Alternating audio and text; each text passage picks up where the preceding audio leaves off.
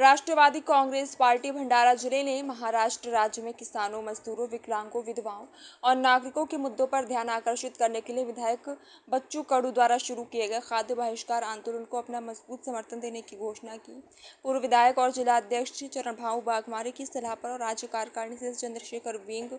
गड़े के मार्गदर्शन में जिला मास्टर विनोद भट्टी के नेतृत्व में जिला कलेक्टर भंडारा के माध्यम से महाराष्ट्र राज्य के मुख्यमंत्री को ज्ञापन सौंपा गया। इस ज्ञापन के माध्यम से राष्ट्रवादी पार्टी शरद पवार गुट ने अपना समर्थन घोषित किया और पुरजोर मांग की कि राज्य सरकार बच्चू कडू की मांगों पर सकारात्मक विचार करो, तत्काल समाधान निकाले। ज्ञापन देते समय उपस्थित प्रमुख पदाधिकारियों में जिला सचिव अजय मेश्राम, उपाध्यक्ष यशवंत भोयर, तालुका अध्यक्ष अनिल सार्वे, युवा अध्यक्ष नितेश मरकाड़े, इंद्रजीत येलेन, प्रमोद, अन्य पदाधिकारी शामिल थे। इसके माध्यम से पार्टी ने जनता के मुद्दों के प्रति अपनी प्रतिबद्धता को रेखांकित किया है।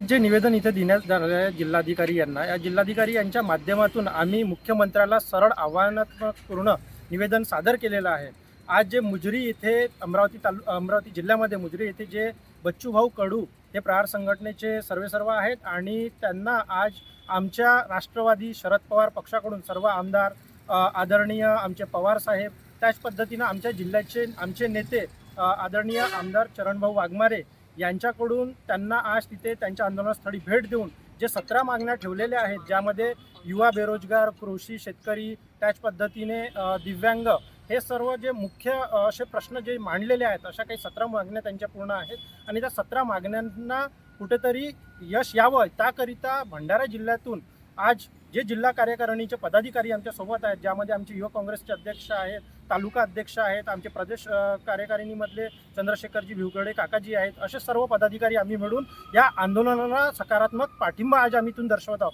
आणि अन्यथा जर का ही मागणी पूर्ण झाल्या नाही आणि या आंदोलनाला यश आलं नाही असं कुठंतरी दिसलं तर आम्ही भंडारा जिल्ह्याच्या वतीने भविष्यामध्ये तीव्र आणि आक्रमक आंदोलन राज्य सरकारच्या विरोधात उतरवू, अशी आम्ही इथून सूचना देत आहोत।